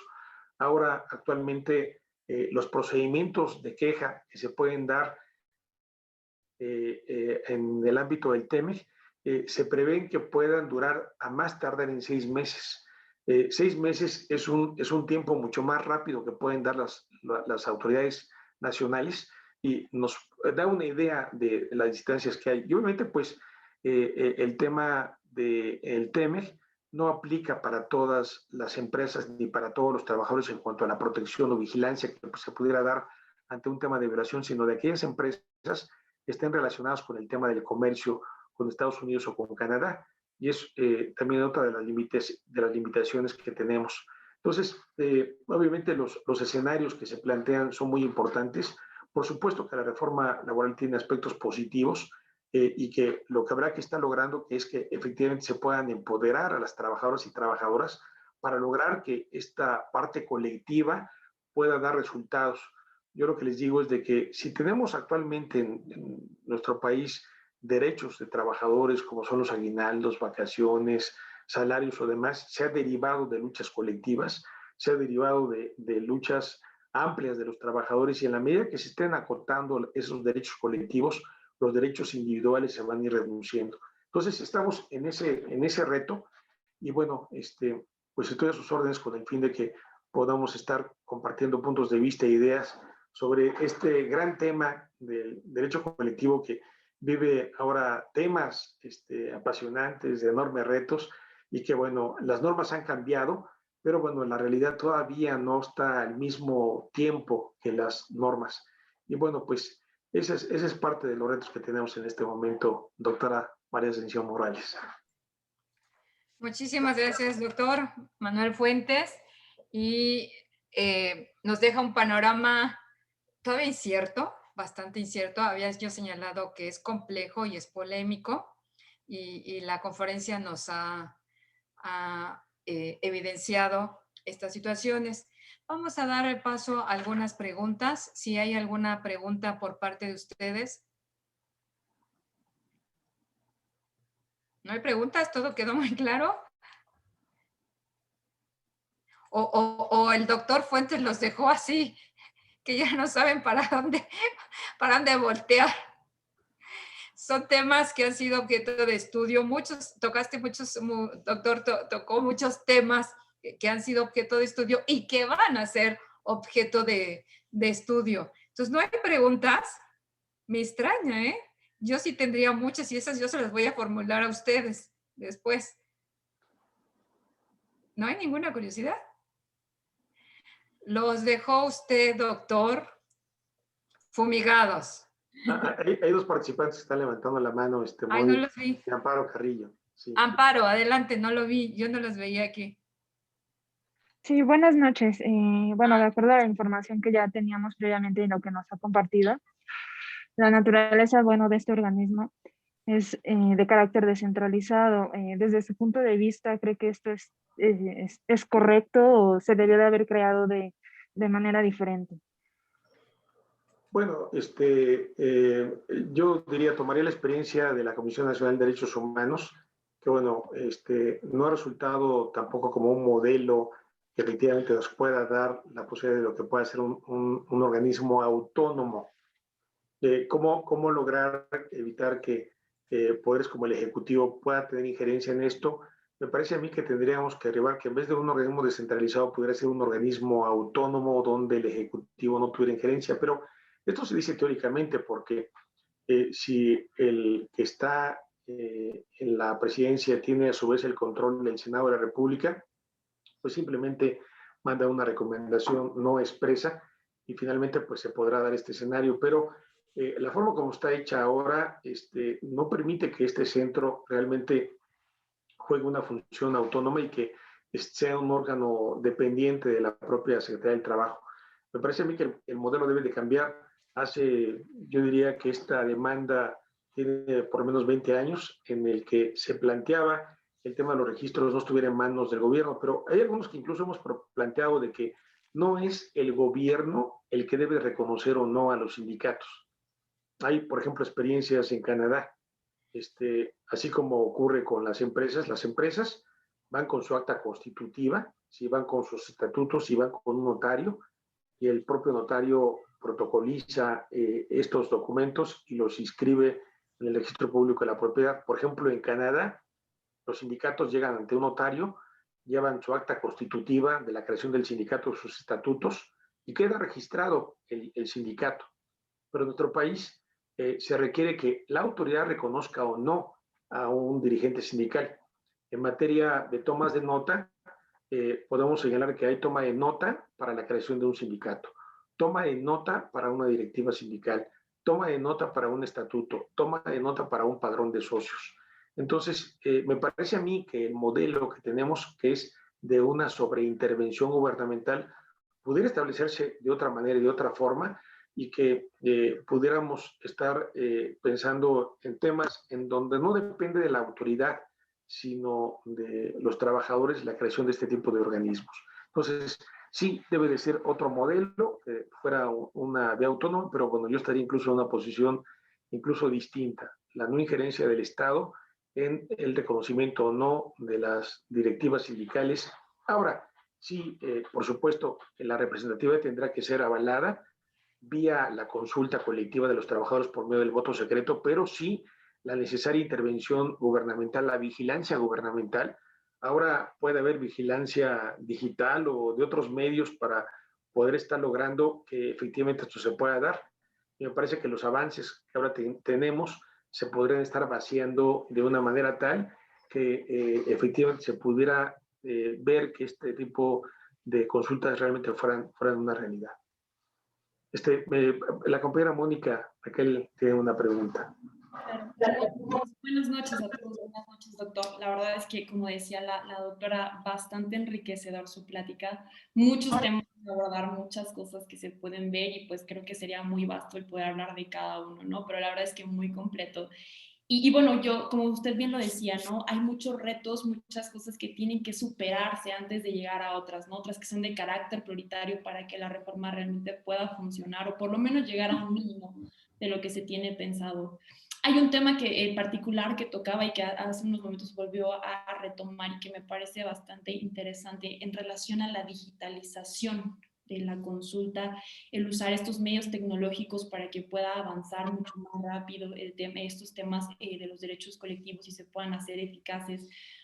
En particular, cuando hablaba del tema de la consulta, y decía que como tal las disposiciones legales, la ley está estableciendo, por ejemplo, requisitos para cómo se hace un acta de votación y que tenga que ser de carácter documental, o bien que el patrón tenga que señalar un lugar en donde se tiene que llevar a cabo la consulta. ¿Lo consideraría como un límite? Que quizá algún sindicato pueda utilizar estos medios digitales para llegar a esta votación, incluso hablar de una prohibición para que pueda usar estos medios digitales. Y la otra sería el hecho de que la reforma no los esté contemplando, que no utilice estas nuevas tecnologías para poder llegar a este avance en materia de derechos colectivos, consideraría que haría ineficaz esta reforma, que al final sabemos que el derecho está evolucionando constantemente, que la vida del trabajo también, y el no incluirlos realmente haría ineficaz la reforma, ineficaz que los derechos se puedan cumplir. Sí, evidentemente, yo le puedo decir de que este tipo de cuestiones se estuvieron discutiendo en espacios en donde participaban representantes patronales, representantes sindicatos, incluso integrantes del Poder Judicial y algunos integrantes de la Junta de Conciliación y Arbitraje. Y allí precisamente se planteaba la necesidad de tener una visión, al menos en donde hubiera condiciones de que efectivamente las votaciones pudieran llevarse por vías digitales. Muchos conocemos este tipo de votaciones, incluso al interior de, de universidades para la elección de determinadas personas, funcionarios, funcionan este tipo de medios asegurando efectivamente que se pueda dar la identidad de la persona y demás. Obviamente no son medios perfectos, pero me parece que este sería un buen medio que se pueda llevar a cabo. Otra cuestión es, en efecto, esto que señale que al menos yo tengo una preocupación importante de la burocratización de este tipo de escenarios. Se habla muy fácilmente cuando estamos hablando de 10 o 20 centros de trabajo o lugares donde se puede llevar a cabo y que él o la abogada tiene que estar pues atrás. Ahora habrá más abogados allí viendo estos escenarios. Conozco lugares, no sé, pudiera decirle hospitales, en donde pues en qué momento se va a llevar a cabo la votación cuando estén en temas de emergencia o demás para poderse llevar a cabo. No es posible que a través de un teléfono se pueda estar con una clave específica llevando a cabo el tema de la votación. Hay algunos lugares, bueno, ha habido vicios importantes, reconozco, por ejemplo, en el tema de la aeronáutica. En el tema de la aeronáutica a veces hay personal que el 40%, 50% anda volando o anda en otros espacios o demás. Y entonces, lo que se ha planteado es que algunos representantes les entregan la votación a la persona y a veces tienen 100, 150 votos y dice, yo tengo 150 votos para Benjamín. Y entonces otro dice, pues yo tengo 200 votos para Patricia o demás. Y entonces, obviamente, pues ese tipo de vicio se ha dado. Otro de los aspectos también ha sido que las votaciones antes, y eso fue lo que se planteó, que no fuera un voto indirecto, es a través del tema de los delegados. Por ejemplo, en Petróleos Mexicanos o otro tipo de lugares, dijéramos, se elige al secretario general a través de delegados. Un delegado que pueda representar a 1,000 trabajadores o 1,500 entonces llegan 500, 700 delegados, entonces ellos llevan a cabo la votación. Lo que hizo la reforma laboral es plantear el voto directo. Pero bueno, obviamente el voto directo ahora tiene que ser planteado, yo diría, a la antigüita, en donde tiene que ser la urna, toda la instalación. Y esto que tocaba, que me parece muy, muy importante, la burocratización de esto, de que si no tienes todos los elementos importantes, puede declararse nulo por la autoridad. Y aquí incluso es el del lugar seguro. Tiene que describir él o el abogado o el dirigente sindical exactamente que el lugar reúna condiciones de seguridad. ¿Eso cómo se determina? ¿Cómo se puede decir que efectivamente el voto se aseguró la secrecía del mismo y demás? Uno lo puede llevar a cabo, pero el otro tema es la redacción del tema. Ahora, obviamente, pues los especialistas en materia laboral tendrán que estar no solamente capacitando, sino capacitar a los propios trabajadores de cómo llevar a cabo este tipo de cosas.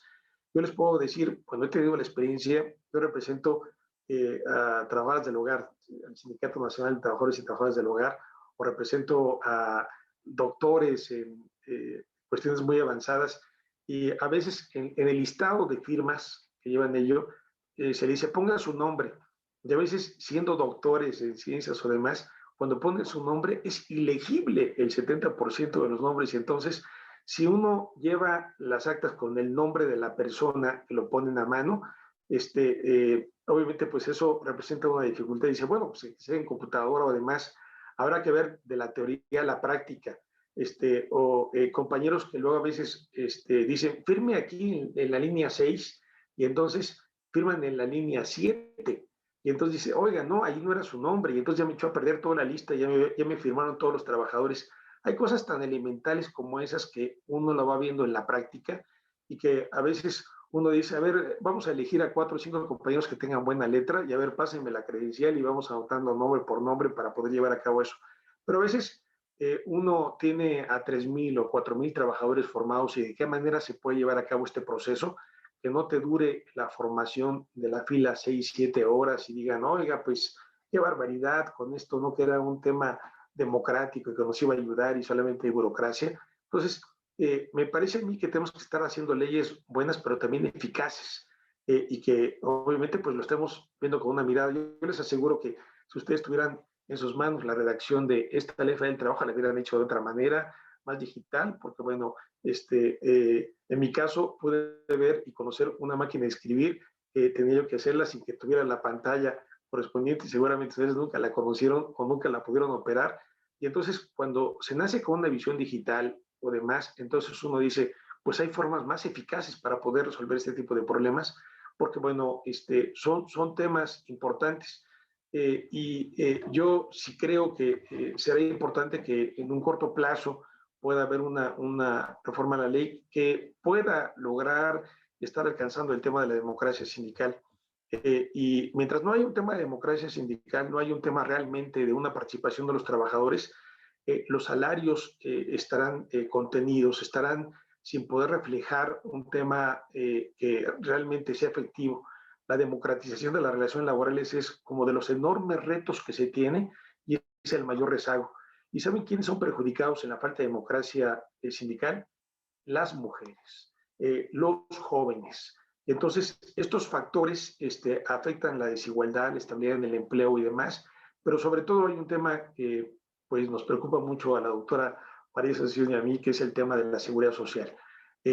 Hay un enorme cúmulo de accidentes y riesgos de trabajo que se dan y que finalmente la falta de democracia sindical, la falta de protección a los trabajadores origina también una afectación a la vida y a la integridad de las personas. Entonces, es muy importante el derecho colectivo porque eso tiene que ver con la protección a los trabajadores. Entonces, yo creo que esta visión no solamente, insisto, debe ser el qué, sino el cómo, dar los presupuestos correspondientes. Realmente ha sido desilusionante de que el 1 de mayo de 2019 apareció la reforma y el día 27 de mayo apareció una circular del presidente de la República donde le quitó en algunos rubros el 50% de la Secretaría del Trabajo y en otros el 30% de los rubros también se quitó.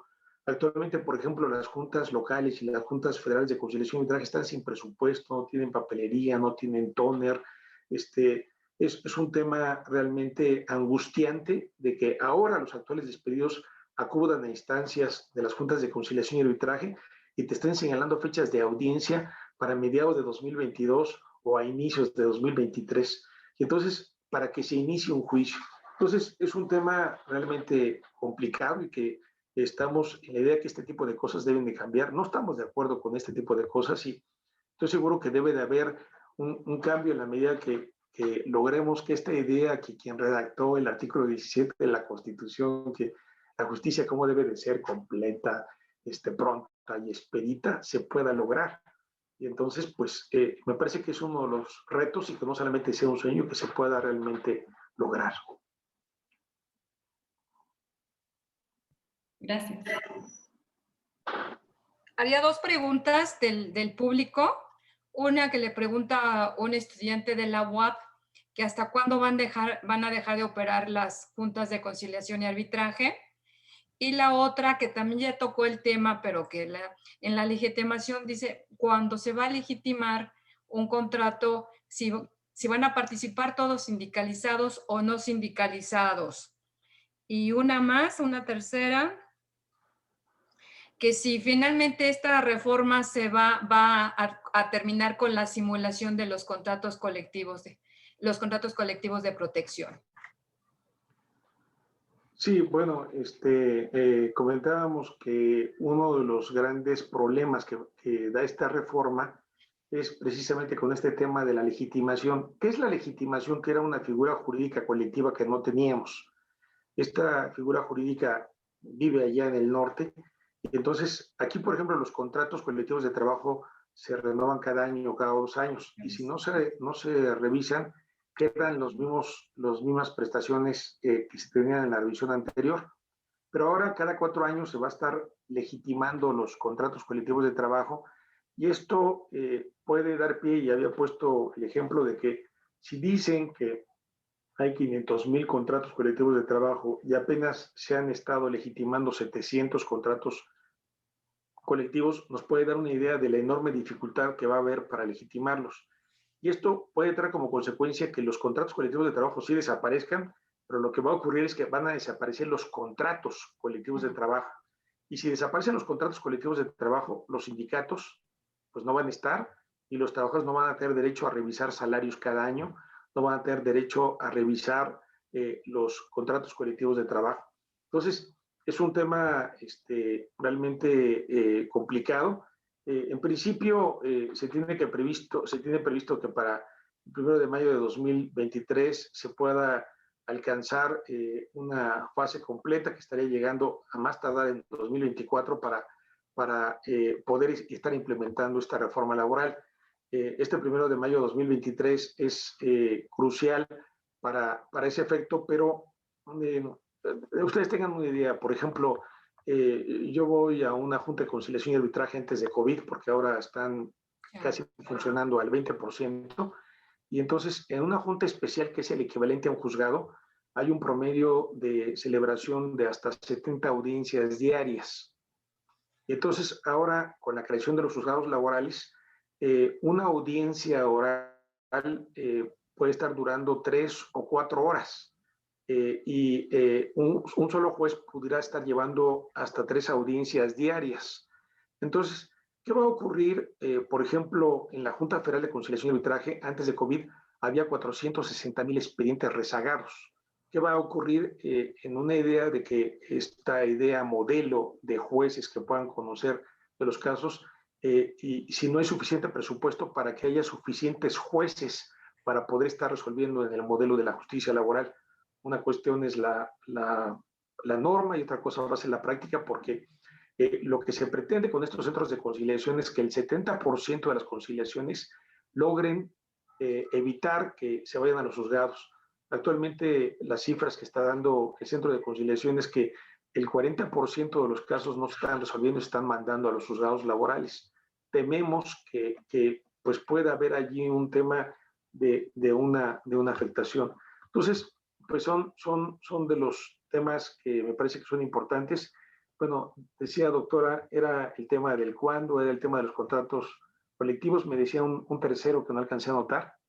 Es el de la simulación, si se va a lograr evitar la simulación de los contratos colectivos de protección. Pues es que el problema fundamental, y ya lo notaba, es que por un lado la reforma no logra fortalecer a la autoridad laboral, la reforma no obliga a que en los recuentos estén participando las autoridades, y la reforma puede estar propiciando un mundo de papel en donde se hagan actas simuladas de una aparente participación de los trabajadores y que no se lleve a cabo. Actualmente yo les puedo decir de que en los centros de registro llevan documentación con firmas de trabajadores y demás de aparentes asambleas que no se realizan. Eso ha sido denunciado en varios lugares, y entonces cuando llega con el empleado dice acta de asamblea que se inició a las 9 de la mañana y terminó a las 18 horas, y entonces ven las firmas de las personas o demás, pero luego muchas de esas firmas son falsificadas. Yo conocí un expediente de un sindicato en la Ciudad de México que presentó más de 2.500 firmas para supuesta elección. Una asamblea en la que yo estaba les decía a los trabajadores, ¿cómo es posible que ustedes hayan avalado este dirigente sindical que está acusado de corrupción y demás? Y decían, ¿cuándo se celebró la asamblea? 17 de noviembre de 2019. Y dice, pues es que esa asamblea nunca se realizó. Y entonces, cuando se les mostró las firmas, decían, pues es que esta firma no coincide, y entonces eran firmas falsificadas que la autoridad avaló, porque finalmente no hay esta obligación de estar vigilando que estas asambleas se puedan llevar a cabo. ¿Esto tiene una solución digital o no? ¿Es posible que se puedan establecer mecanismos para que podamos ver de otra manera los sistemas de vigilancia? Me parece que sí, pero si lo seguimos viendo de esta manera, pues obviamente los temas de simulación se podrán estar llevando a cabo, y desgraciadamente hay una serie de arquitectos del derecho que se encargan de falsificar ese tipo de documentos, y no hay manera de poder llevar a cabo esto. Entonces, no va a ser tan fácil poder erradicar la simulación en la medida que se esté debilitando a la autoridad laboral. Por aquí veo que la compañera Carla Alejandra levantaba la mano, y Guillermina también. Parece que Guillermina la levantó primero. No sé si puede hablar la compañera Guillermina. Claro, con muchísimo gusto. A ver aquí cómo. Adelante, y serían las dos últimas. Muchísimas gracias, mi querida maestra. Doctor, buenas noches. Le agradecemos muchísimo todo el conocimiento vertido en esta gran conferencia. Quisiera preguntarle, ya que señaló que el procedimiento de consulta es una de las partes trascendentales de la reforma laboral, si usted considera que pueda llegar a ser el mecanismo efectivo para garantizar la negociación colectiva. Sí, bueno, por un lado yo considero que tiene que haber una gran reforma laboral en donde se plantee que tener un contrato colectivo de trabajo sea un derecho humano. En la medida que no se establezca esto como un derecho humano y sea una posibilidad de derecho, esto no se va a llevar a cabo. Es decir, aquí finalmente el generador de los grandes derechos de los trabajadores ha sido a través de la colectividad, y si la colectividad se suprime, será un escenario que no lo va a impedir. Entonces, yo diría, logremos que pueda quedar plasmado en la Constitución que los trabajadores tengan acceso a un contrato colectivo como un derecho fundamental, un derecho de que tenga que ejercerse para que de esa manera pueda haber un cambio en ese ámbito. Compañera Carla Alejandra, tiene usted la palabra. Hola, buenas noches. Sí, yo nada más como comentario y observación esta parte de que dijo que la justicia debe ser pronta y expedita, y a efecto de que no celebrar audiencias, no sé, para 1 año o 2 años. Bueno, aquí la doctora María Ascensión sabe que estoy en un centro de conciliación del Estado de México, pero bueno, sí estamos viendo ahorita muchas inquietudes, lagunas, y aparte de que pues fue el pionero, ¿no? En cuanto a la conciliación en materia individual, ¿no? Además de que hubo una convocatoria, se sometieron 100 plazas y también esa parte de que es personal nuevo, nos hacen saber los trabajadores y los patrones que es una buena, una buena convocatoria que se haya hecho a fin de que no tengamos esos vicios, ¿no? O esas malas prácticas de las juntas. Me dicen, habrá otros vicios y otras malas, ¿no? Prácticas, pero no se ve que sea tan viciado, ¿no? Ese tema, pero sí tenemos un gran, ahora sí que nuestro contrincante, pues son los abogados, ¿no? De los trabajadores, que ahora les decimos que son personas de confianza, ¿no? Y pueden entrar, pero no pueden intervenir en la audiencia, derivado a que lo que importa es lo que está expresando el solicitante, ¿no? Entonces, si eso sí nos dicen, entonces no puedo hablar, no puedo decir nada y usted me está si me está, no está autorizándome el uso de la voz, y le digo, no puede hablar con su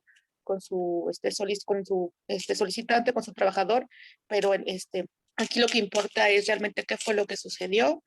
Y también parten muchas cuestiones de estos conflictos laborales de las emociones, ¿no? Me dicen, es que ya no me interesa, o sea, tanto a mí lo que me importa es que por qué fue lo que sucedió, quiero que me ofrezcan una disculpa, o también esta parte de las constancias laborales. Hoy me sucedió un caso que iban a realizar un convenio y pedían la reinstalación. Y yo llegué así, dijo, bueno, así como todos los convenios han sido impagos, dije, ¿y cuánto es lo que acordaron? No, es que es el pago de aguinaldo más la reinstalación. Entonces, el patrón y el trabajador estaban en la mejor disposición, pero el abogado del trabajador estaba encontrando cualquier cosita para decirle al trabajador, no aceptes, ¿no? Y entonces yo le dije, oiga, aquí lo importante es lo que el solicitante, el trabajador quiere. O sea, él quiere regresar al puesto de trabajo y están en las mejores disposiciones, ¿no? Y sí, o sea, ese es nuestro contrincante a vencer, el tema también de mayor presupuesto para cuestiones materiales y humanas, ¿no? Ahora sí nos está rebasando estas conciliaciones, derivado que también en esta sede de Tlanepantla absorbieron municipios de otras sedes, y sí, realmente sí estamos así es una tras otra, perdón, audiencia, o sí audiencias 4 audiencias a la misma hora, y realmente no sabemos cómo le hacemos, pero logramos a veces conciliar o diferirlas, o de plano ya las constancias, ¿no? Esto es lo que te quería comentar acerca de esta experiencia que he tenido. Sí, realmente es muy interesante lo que usted plantea, y yo le quiero decir de que algunos hemos señalado de que por qué, por ejemplo, en el ámbito penal, el tener derecho a un defensor es un derecho humano fundamental. Incluso si no está presente el defensor en materia penal, son nulas las actuaciones que se puedan llevar a cabo. ¿Por qué en el ámbito laboral los trabajadores se les inhibe que pueda estar participando el abogado y se le ve como un obstáculo?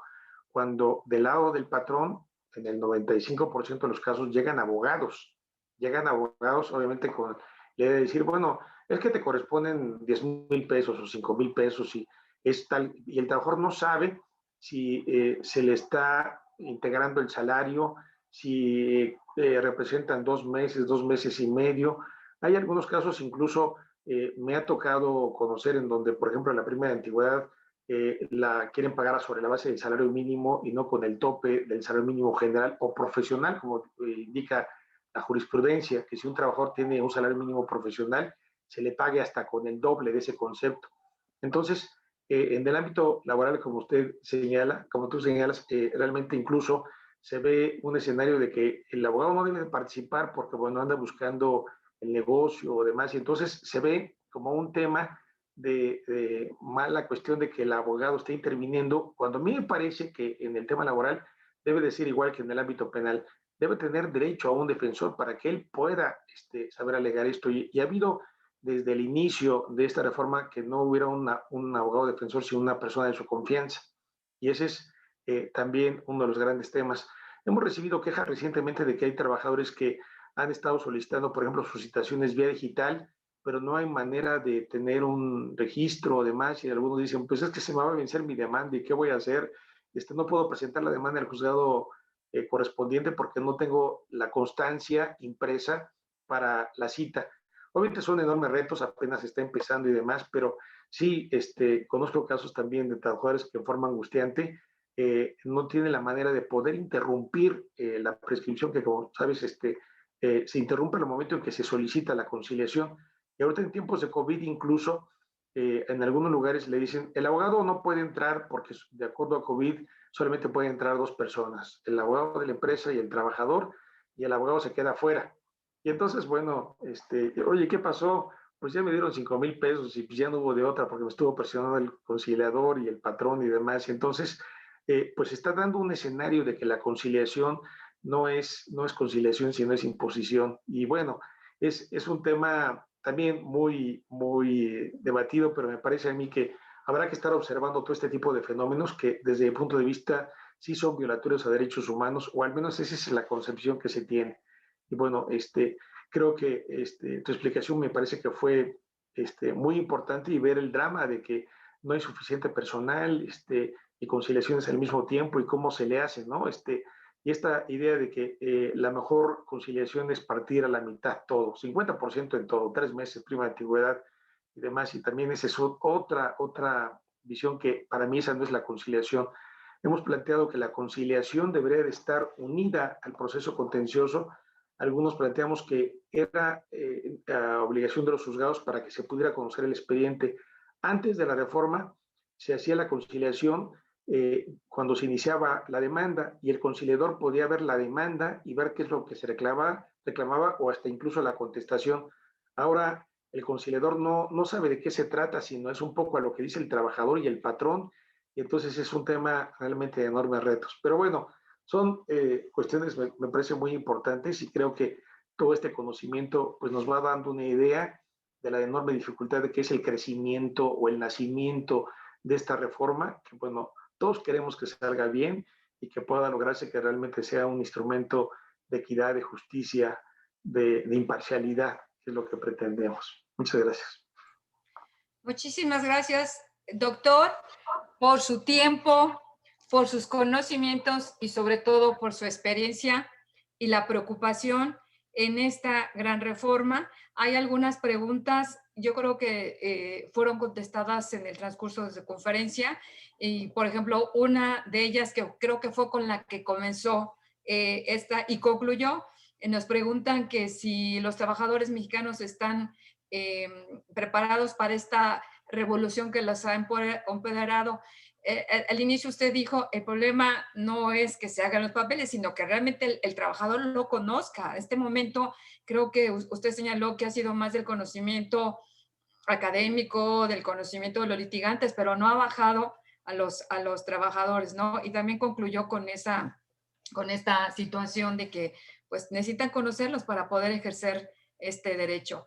Muchísimas gracias. Ha sido muy enriquecedor.